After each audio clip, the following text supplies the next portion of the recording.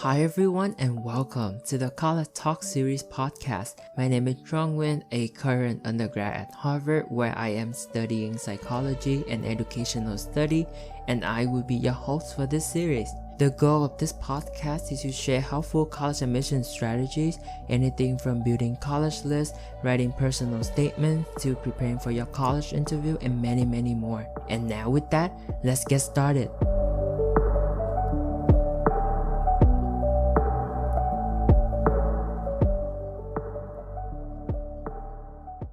Hello everybody and welcome back to another episode of the College Talk Series podcast. In this episode, we'll be talking about the college applications. So we'll be discussing the materials that you will need to submit to colleges in order to apply. I will also go over some different types of college application that you can use to apply. And then in the end, I will go over some personal tips and then share my experience throughout the way as always. So before we start, I just want to check in with everyone and I hope that everything is going well for you. A quick update from the previous episode. So the Trump administration said that it will no longer require foreign students to attend in-person classes during the pandemic in order to remain in the country. So this decision was announced at the start of a hearing in a federal lawsuit in Boston brought by Harvard and MIT, and they also got support from many other institutions in the US, attorneys from other states, along with organizations representing international students. So this is a very big win for all of us, but we still have a lot to work on, and I'm just so glad that international students can now safely stay in the US to study online.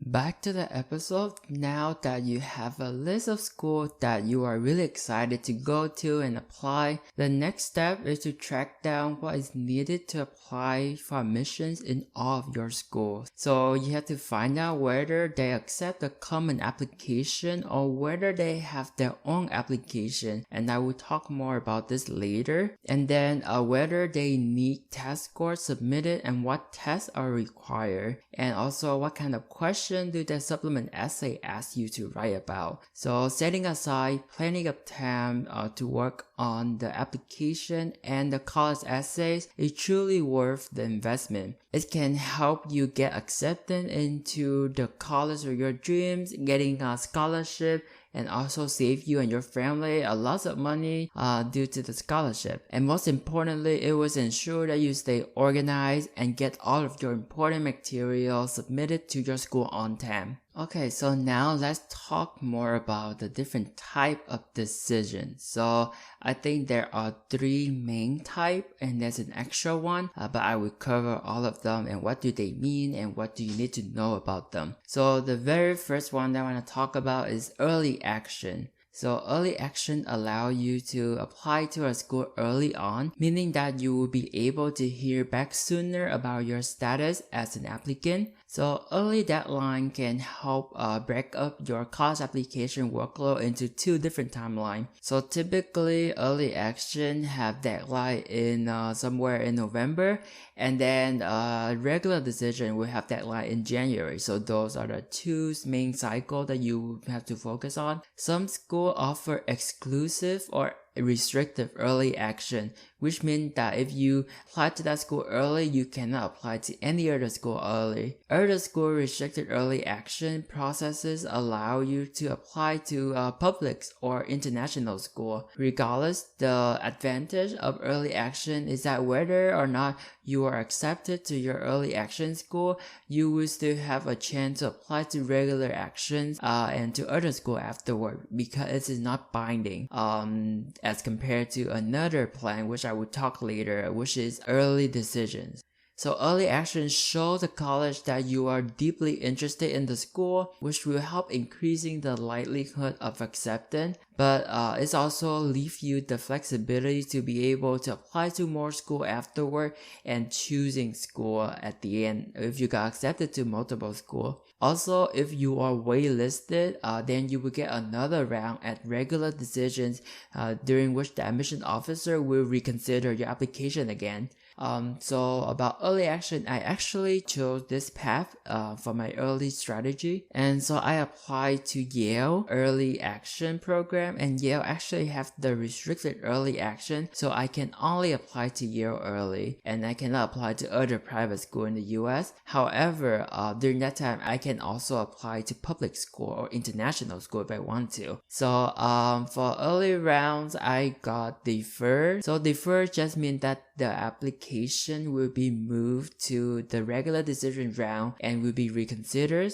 You can also get accepted early round, which means it's good, or you can get rejected and then you can move on with your regular decision round. So the next one, similar to early action, is also happen early on in your application cycle.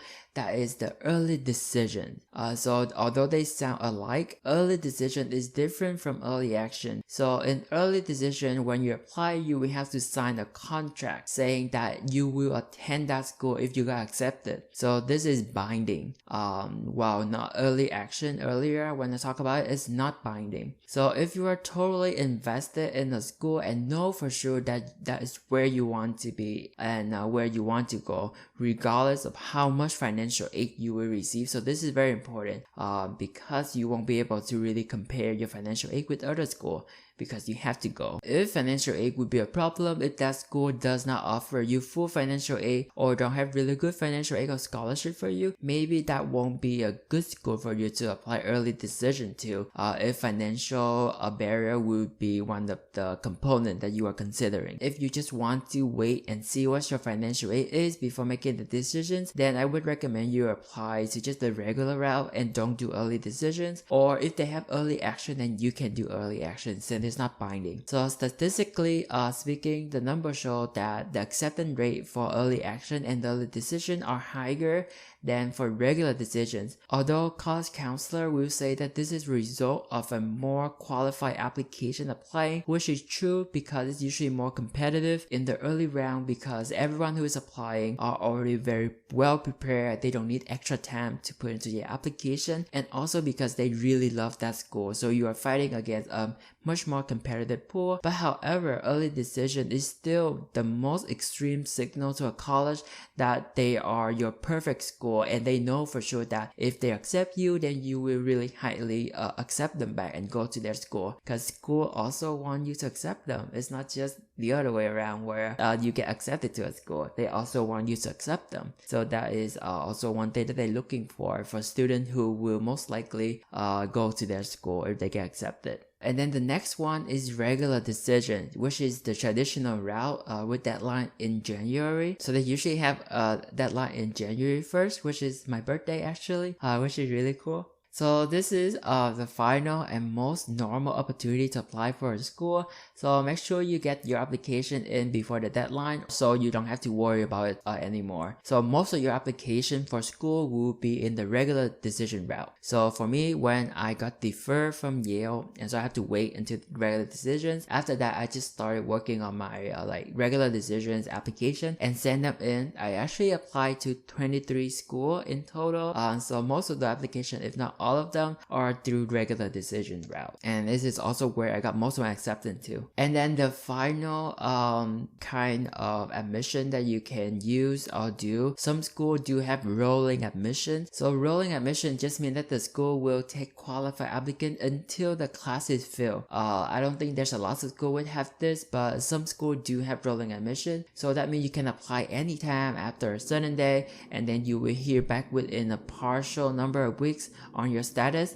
Therefore, as always, it's always beneficial to apply early to these rolling admission so you can find out what result you're gonna get. So now we know all the different rounds and different cycles of the application. Let's talk about the different materials that you're going to need to apply to colleges. So first thing always is academics, so that is your transcript. So colleges will of course want to see how you use your time in high school, examining your course load and grades to see also to see your interest, what kind of subject are you taking, are you challenging yourself, and those things will be able to find in your transcript with your grade point average and your average for every single class that you take. Usually, colleges will weight the high school junior and sophomore years with more clout than your freshman year. They won't be able to see your senior year because you are still taking classes, and by the time you are applying to colleges, they won't be able to see that. But however, it doesn't mean that you should get senioritis and just throw away your senior year. No, because at the end of the school year, you will still have to submit an updated transcript with your senior grades score and grade.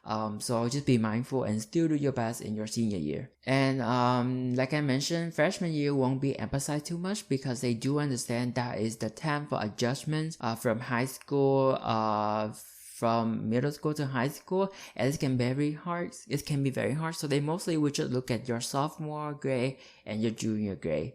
Overall, colleges are mindful of the trends in your transcript, so don't be too worried about an individual pool grade or two, because it is very possible that you can get your school counselor to speak on why there is a drop in your grade or something like that in the recommendation letter. And just remember that they will look at everyone differently based on your school profiles and what kind of courses are available at your high school. So don't be discouraged if your school don't offer any advanced classes and you feel like you are not doing good. That's okay. They will be able to weigh your academic performance relative to the opportunities available at your high school and not against the opportunity that other students from other school is having. So don't worry about that. The next thing after this transcript will be your mid-year report.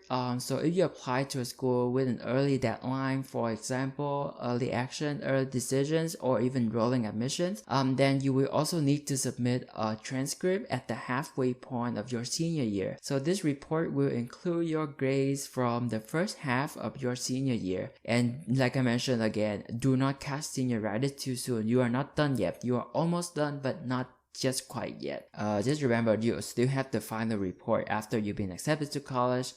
Just remember that. Okay, after transcript, mid-year report, you also have to send in your score for standardized testing. So that can be ACT, SAT, and SAT subject tests. So these tests provide a way for colleges to compare an extremely diverse and talented application pool directly. You must send in score to each school via the College Board or ACT website. And after you submitted your online application, make sure that the school you have applied to also have the necessary test score that they want from you. Usually there will be space on your application where you can fill out your score, but then usually they will also ask for a visual document. Also make sure to get all those PDF and send in with your applications. And if you haven't sent through the score report when you took your test, then you can head to either the SAT website or the ACT website, log into your account that you have created, and then you can select the score that meet your test score for either test, and then you can send them directly on their website.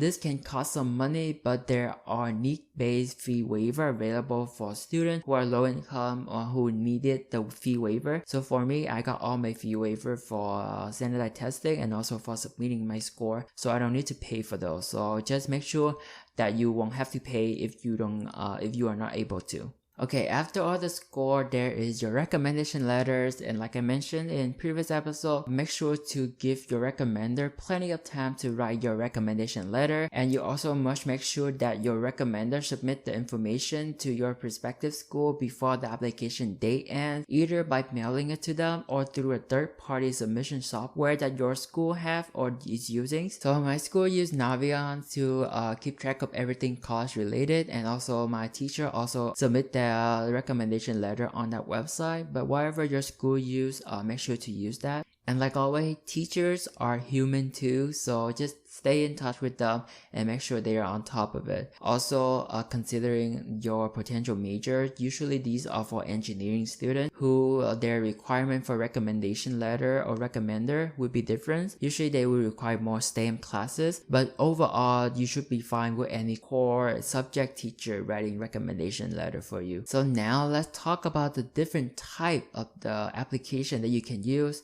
The most common one, and the one that I think most of you will be able to use, is the Common Application or Common App. So the Common App is a universal application. It's meant to remove a lot of the redundancies of just filling out application and another application for so many schools. Essentially, it centralizes information so that you don't have to re-enter everything all the time. So basically, you just fill out the application once, and then you can select the school that you want to apply to, and then it's gonna send that same application to every single school. The only difference is that each of them will require some additional information that you can fill out for those specific school. So these can be supplement question or any additional test score. So the nice thing about the Common App is that most colleges, if not all of them, accept it. The Common App asks, among other things, for personal information, extracurricular activities, honors and award, test scores, course load, and also essays, which is the most important one. This application will give the admission committee an idea of how you spend your time during high school, as well as your personal and family background, who you are as a person, and also your stories and your passions.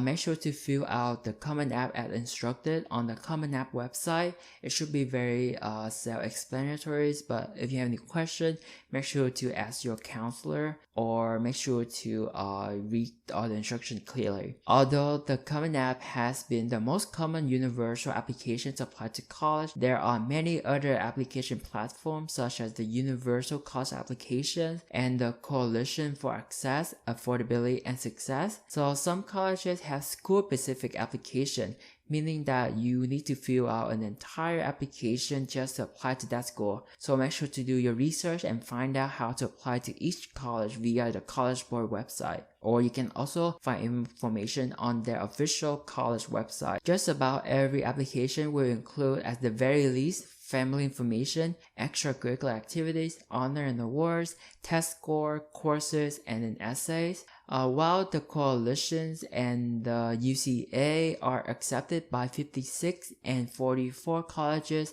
and universities respectively, the Common App is used by over 500. So because it is the most common, this is why I really recommend you to apply using the Common App for most of the time. For the Coalition app, those are usually being used by students who have to include portfolios. Usually if you do any kind of artwork, designs, or any work that you want to showcase, I think the Coalition app would be perfect for that, since they have additional features that can really highlight that part about yourself. Another application that is for some students who qualify for being low income with EFCs of $0, that you can use this for the early round. This is through Questbridge. So like I mentioned in a previous episode, Questbridge offer you a chance to be a part of the Questbridge National College Match program, where you can apply and rank up to 12 school, I believe so. And then you will get a chance to get a 4-year Fulbright scholarship. However, it's very competitive and it's only qualified for some students who are first generation low income students. And this is also the earliest application with the earliest deadline for anyone who's applying to college. So that can be an option that you can look into more and see if you want to apply through that route. Just a quick reminder that a lot of the school on there would be binding. So if you got accepted, you will receive the 4-year scholarship and then you will have to apply. So that is similar to early decision, but you will get to apply to multiple of them at the same time. And I believe Questbridge now is partnership with 42 schools. So you have 42 schools to choose from to apply to. And they are all top tier liberal art and research institution in the US. So it is also really nice.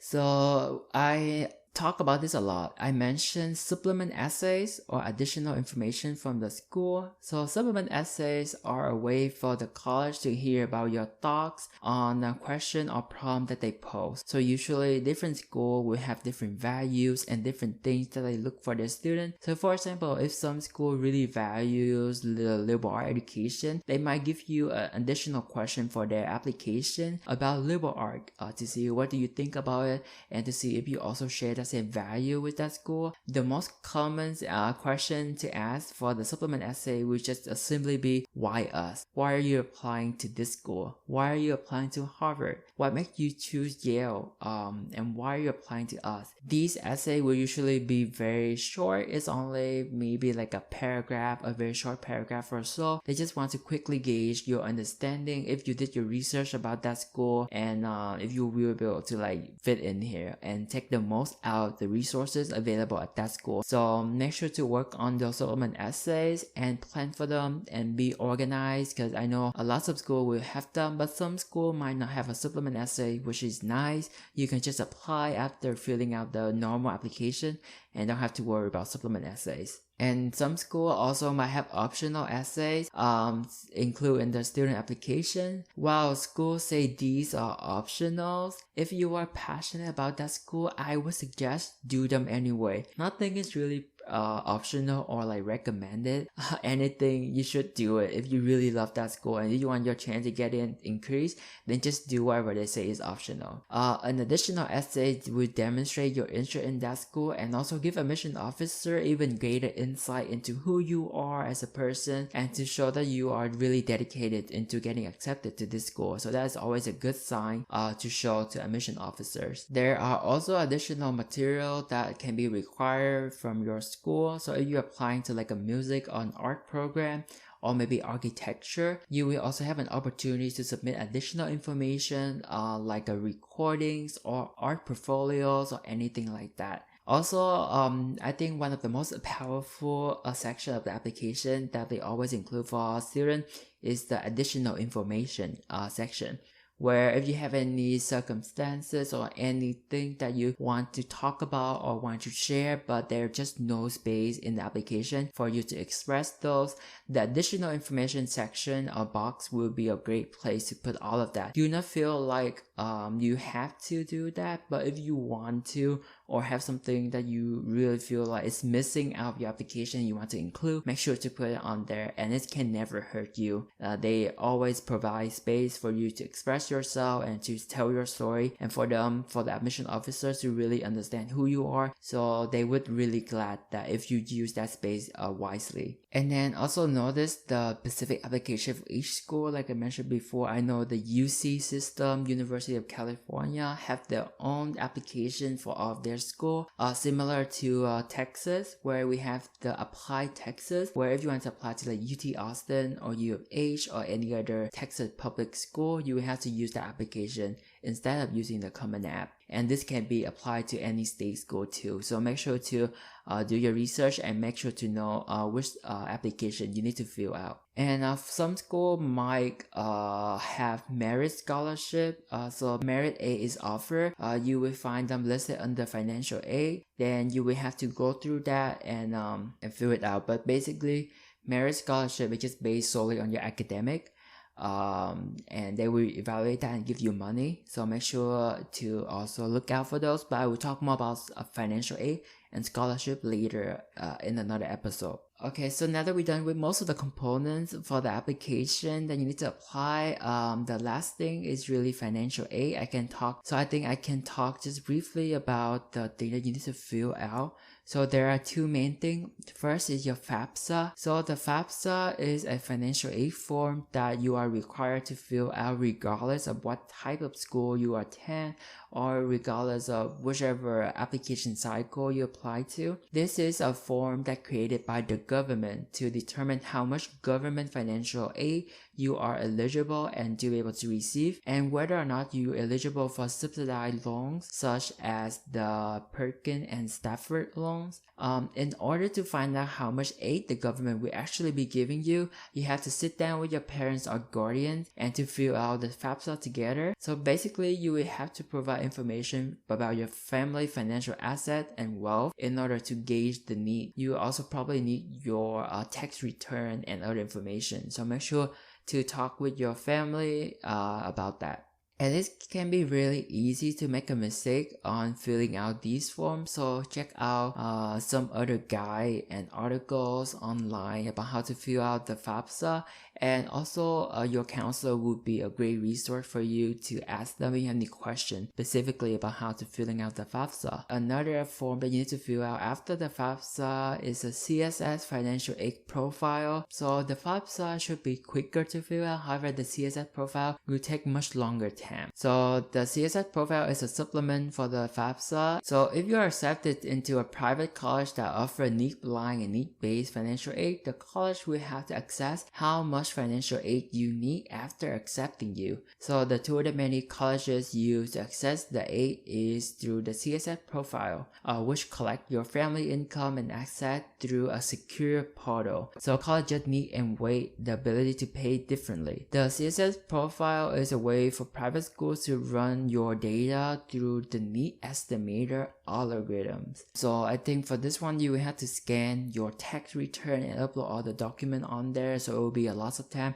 So make sure to give you enough time to fill out the CSS Profile because it can be a lot. And then finally, after that financial aid is turned in, you will only need to wait for your result. After you get accepted, you will be able to decide where you go to college and accept their acceptance, and then you will have to mail in your end of year transcript or the official final transcript from your school to them, and then everything is finished. So you are done. And so that is basically it. That is a lot of different components that I mentioned, but hopefully it gives you general ideas of what you need to include in your application and the different forms that you need to fill out. So now that the episode is over, I also want to use this time to give just a quick shout out to all of my listeners based on your geographic location. So I just want to say thank you to people who are listening in right now from Texas, Oregon, New York, Missouri, Massachusetts, and California. So thank you so much for listening in, and also welcome to all of my new